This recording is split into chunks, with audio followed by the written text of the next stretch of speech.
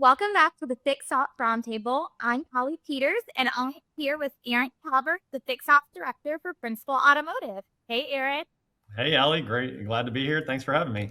Thank you so much for coming. This is a joy for me to get to be a part of because you have been such a large part of my journey. So very, very happy to have you. I'm glad to have the opportunity to talk to you. Awesome. All right. So we're going to just jump into it. I know that a few things have changed since we last talked. So for those who don't know who you are or your story, can you give us a quick just background on your journey so far in this business? Sure, absolutely. Well, as many people, I just dreamed as an infant of jumping into the car business and got right in as soon as I could. But obviously, just kidding there. I got into the car business by happy accident. I actually interned with a group out of Dallas when I was finishing up my degree at Texas A&M University. I honestly was like, oh, this will be a fun summer job where I get to drive some cool cars around and live at home with mom and dad and stack up some money to have some fun my last semester in college. And um, then when it came time to make a real decision on my career, uh, I grew up in the Dallas area, and all my job opportunities coming out of school were in Houston. And obviously, I was not going to Houston. So I said, I'll do this car thing until I decide what I really want to do with my life. And now, coming at actually, the end of this month, it'll be 27 years in the car business. um, yeah. So, and halfway through my career with that previous group, they moved me to Houston anyways to start the platform there. Decided to try my hand at consulting for a couple of years with young kids. That probably didn't work out as well as it could have if I was in a different stage of my life. But I figured getting back into automotive retail was a better option than hiring a divorce attorney and figuring that all out. So got back with Principal Automotive, which were two of the guys I worked with prior were in the organization. And it's been 9 years now with Principal Automotive, and it's been absolutely fantastic. I ran the BMW and Mini Center, as you know, as we worked together for many of those 9 years.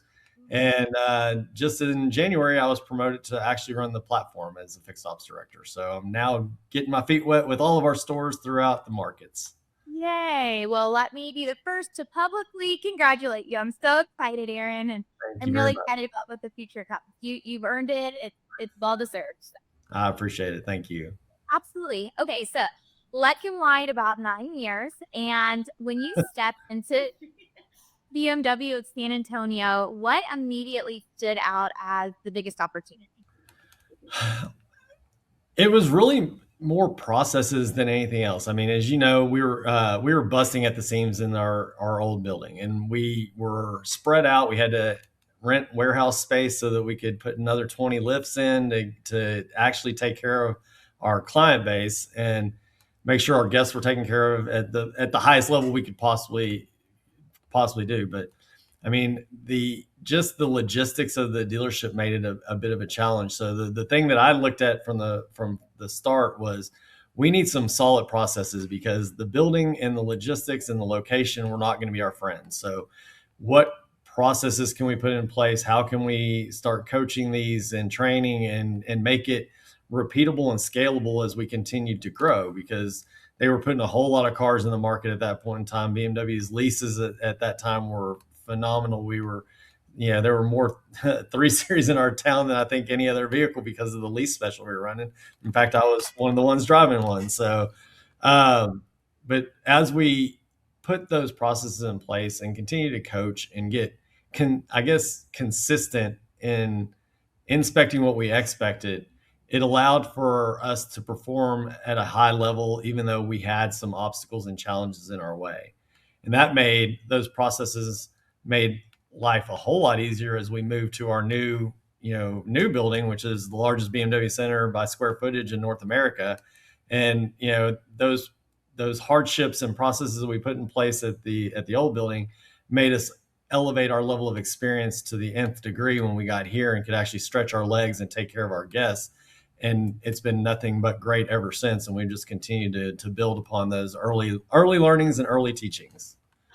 That's great. I still have flashbacks to going to get a car out of the parking lot and realizing it was 3 deep. So then you have to go in and get the keys while it's raining and really cold. Yep. I don't miss that. I do not miss that at all. No. No, and I think that you hit it on the head. Just the idea of if you can find a way to make it work when we were in the smaller building, when we were landlocked, when we were driving cars to multiple locations, when we were having to get really creative, it felt like, to your point, we did get to just stretch our legs when we got there and see all of the hard work and effort really kind of fruition. Has there been an aha moment since you've been at the new store where you look back and go, man, that was the process that changed everything? Oh wow, that's a great question. So far as an aha moment, I don't know. I will say, and you were part of this conversation, and it was unconventional at the time, and it's worked out. And the unintended consequences of how this worked out was better than the intended consequences when we did it. If you recall, going back to 2020 and in the middle of the pandemic, we were going into 2021, and we had no idea what our business was going to look like, how we were going to come out of this, where were we going to be able to feed our techs. I think at the time we were still working 50% on, 50% off to keep everybody socially distanced. And so we came up with the idea that let's put everybody on hourly rate for the first 2 months of 21. It was going to be January and February are historically tough months coming off the holiday season. I don't want any of our technicians to suffer financially.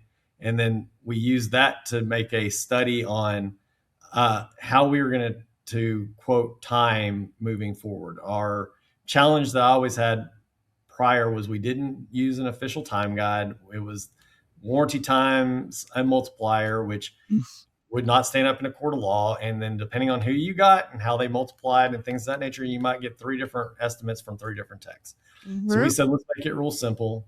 We did take a vote. We said, if you want to stay on hour, let's see if we want to stay on hourly or if we want to go back to flat rate coming into March. The overwhelming vote was to go back to flat rate, even though they enjoyed the consistency of the hourly wages. They did not like the fact that they were kind of putting a box on what their earning potential was. And so we said, great.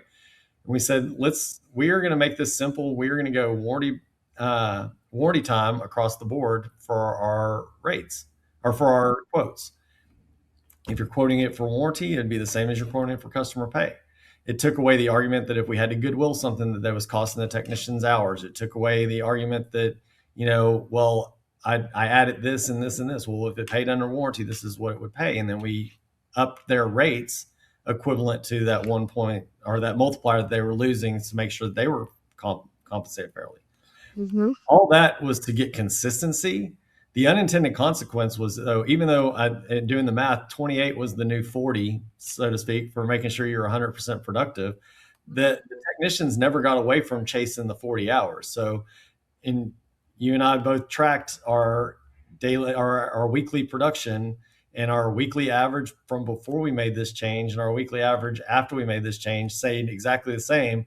The only difference was we were getting a higher effective labor rate, and that upped our profitability and our production a lot more than we anticipated coming into that decision. So it was a little unorthodox, and I think still to this day, I think some of the technicians just are like, can we just go back to a multiplier or go back to a time guide? But it has worked out really well. We're now year 6, or I'm sorry, year 5 of doing this, and so I think it's been a great move for us, and that's probably the one thing I would say helped accelerate our growth from a profitability standpoint the most. I love that. And I'll tell you this, we had the opportunity to talk with the service management team not long ago, and I came out of that call just remembering the feeling of community and collaboration that we had when I was on that team. And you just took me back. I love that. Because yeah, you're right. We had no idea what was gonna come. And it was a let's try it. If it works, we keep it. If it doesn't, we could it, Yeah. right? If you're gonna fail and then move on and fix it. But I think it's worked out really well. And another unintended consequence is, even though you might have a technician interview somewhere else or be recruited somewhere else to go, when they start talking their rates, it's real hard to be like, well, I gotta go backwards. Well, you're not. Are you going backwards? If they're using a time guide that's different than ours. But I kind of like that in our favor of, yeah, we do pay very highly. And I think looking at our annual earnings for our technical staff, it's exciting to see how many of them have grown and have grown into six-figure incomes year over year over year, and the percentage just keeps getting greater. Which for me, I want them all to be making as much money. To quote Tully, I want them to all go home tired and rich. So that's kind of our goal here as well. Yes, yes. Oh, I love that. Okay, so then this actually segues pretty perfectly, in my opinion, to our next question. So let's talk about the culture at BMW San Antonio. You have been a part of it for 9 years and truly being the leader as far as fixed ops side goes. So you've been driving the ship. Um, let's talk about what it looks in real life for the culture that you're building. Where did we come from? Where are you headed? And how do you see that? How can you tell that it's working? Ah, gosh, that's a tough question, Ali. And you even gave me that to prepare for it, and it's still a hard question. So I think the culture is one of care. I mean, you've got to care about your people to begin with, and I think the fact that we're associate first, and we want to make sure our associates have the best environment from a career standpoint, and show career paths, and what a career with Principal Automotive looks like is the key. If you take great care of your people, they're going to take great care of your guests. It's just they go hand in hand. And if they don't have that servant's heart, then they're probably not on the right team. And so we Yes. analyze that on a regular basis, looking at, do we have the right people in the right seat, and do we have the right people on the team? And if they're not the right person for the team, then we still love them, but maybe they just need to go be successful somewhere else. If they're not in the right seat, then what can we do to make them successful? We're not afraid to say, hey, this wasn't the right position for you as an assistant service manager, but what if we pivot it here? And one of my success stories is now our service manager at our Hyundai location, which she was a solid service advisor. She did a great job. She was a great assistant service manager. But when we moved her into our service drive management position to manage the support staff coordinators in our transportation department and in our loaner car inventory, she really, strived and really excelled at that administrative and management aspect. And so as an individual producer, she was middle of the pack, but as a leader, I think she excelled, which is what led her to the opportunity to get her own department. And so it's a matter of just finding the right fit and the right seat for everybody. Also, from a cultural standpoint, in order to excel, there's a level of accountability. I mean, you've heard me say multiple times, and you've been in the meetings, and it's not my quote. I've got it from our consultant we worked with: is a culture will be determined by what you tolerate. People want that level of accountability in everything they do. Otherwise, it's just the Wild West. And if there's no processes and no parameters and no rules, then it's just anarchy, and nobody can be successful in that environment for a sustained amount of time. So, making sure you inspect what you expect and holding people accountable to the performance, clearly communicating what that performance is, so there's no ambiguity on what your expectations are, I think are all critical to making sure you have that culture of accountability. And how it's successful, I would say it's successful from just the turnover percentage, which is what we monitor on a quarterly basis, and then I look at it annually. My goal every year, without fail, one of my annual goals is to have turnover less than 15% for fixed ops. And again, I just got the report today as I was at our home office. We were at 15.1, so a little off, but I mean, I'd still say that is a level of success that we are retaining our associates, and they are finding a satisfying career with Principal Automotive. Aaron, I'm just so proud of you. That made I have a full heart from that. Very, very good job. And I will say too, one thing that I noticed in the time working with you was that the village started to take care of itself, right? It wasn't just you as the leader saying, hey, this is who we're going to be, and we expect everyone to be it. It was that over time, the people who were there and became bought in on the culture that we were building, they held each other accountable to that expectation, which speaks mouth, in my opinion.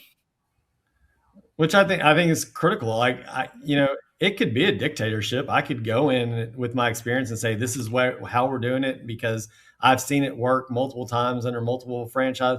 But that's that's not going to do our associates any good. That's not going to grow future leaders.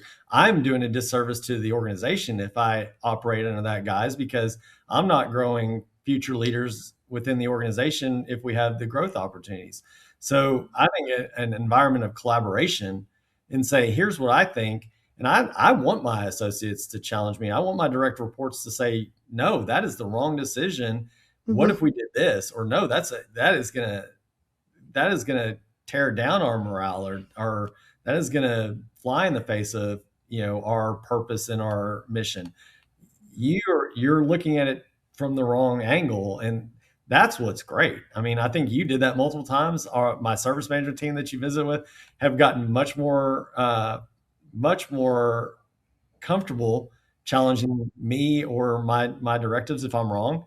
And I mean, this wouldn't be the first time I was wrong today. I mean, I'm wrong all the time. I might think something's great in theory, but in practice, they're like, we're on the day to day. This is a bad call, and so you have to inspire, support that level of collaboration from both the growth of leadership as well as knowing how it affects your associates and your people in real life versus, hey, this looks good on paper. So I think that is the biggest thing is, if you're the smartest person in the room, find another room.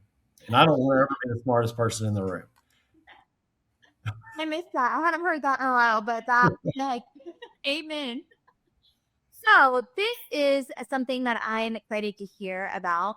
After you have gone almost 27 years in this business and worked your way up the call it the career ladder, what are some leadership habits or one that you had to unlearn as you moved up? Oh my God! If you went back to my days in Houston with our previous group, the guys would probably be like, "You need to unlearn a lot of stuff." So I did have that feeling when I was a younger manager that you had to kind of rule with an iron fist, and that I grew up as a young associate in the car business with a very stern and direct and harsh leader. And I thought when I got my role that, that's kind of how I had to lead, and, holding people accountable to a level was very stern conversations and things of that nature. So what I had to unlearn was that's not the way to lead. That is the antithesis of that. And so I think partly having kids helped with that. And then, partially just realizing who I am as a person and who I want to be as a leader. Like I'm a fiery person. I like, if something upsets me, I'll get real fired up really quick, and then I'm done and I'm over it and within 15 seconds. But the carnage it leaves if you let that get out in front of your associates, especially if it's not like your direct reports or you go a level or two down, I mean, it can crush them. And, I don't want to be that type of leader for those associates. So being able to insulate myself from my weaknesses and play to my strengths. I mean, I if I get upset about something, it might show on my face, but I'm going to go take a deep breath. I'm going to take a lap around, and I'll come back, and then I'm not probably going to address it with especially if it's a level or two down. I'm not going to address it with that associate. Let me go address it with their direct report or their direct leader, excuse me. And okay, this happened. How can we fix it? How can we coach so it doesn't happen again? Making mistakes, that's all part of learning. Right. That's what one of my mentors in this organization, when I first got my department, we talked, as I was about to leave the nest and go open our Houston platform. He was like, "Yeah, I mean, when you're leading somebody," he goes, "I knew you were making mistakes all the time. What I'd let you do is fall down. What I wouldn't let you do is kill you or fall down to where it was going to be fatal. You can skin your knee, but I'm not going to let you make a critical error." So letting people make mistakes is how they grow. Mhm. And me not reacting to those mistakes is how they realize that I'm there to support them and not be the tyrant that's there to say, "Oh, you can't make those types of mistakes."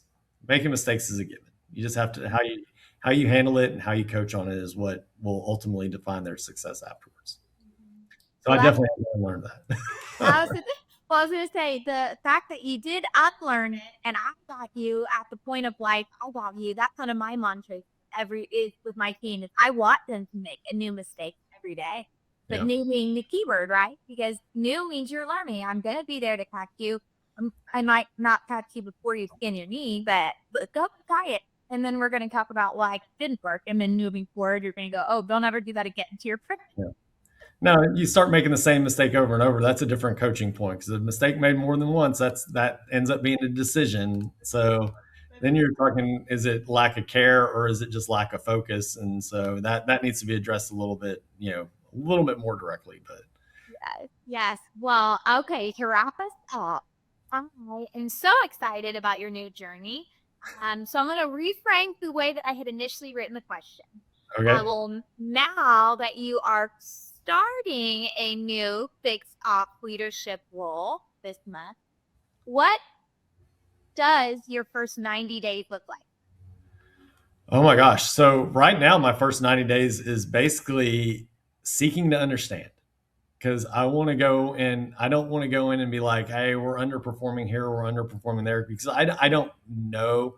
I can look at it from a 50,000 foot level and say, well, why aren't they profitable? They're in a great area of town. This doesn't make any sense. Or, hey, this is a high volume import store that I think should be turning more hours and should be more profitable. Or we got this brand new point and, yeah, that being underwater is acceptable, but are we really performing at the level we were 6 months ago?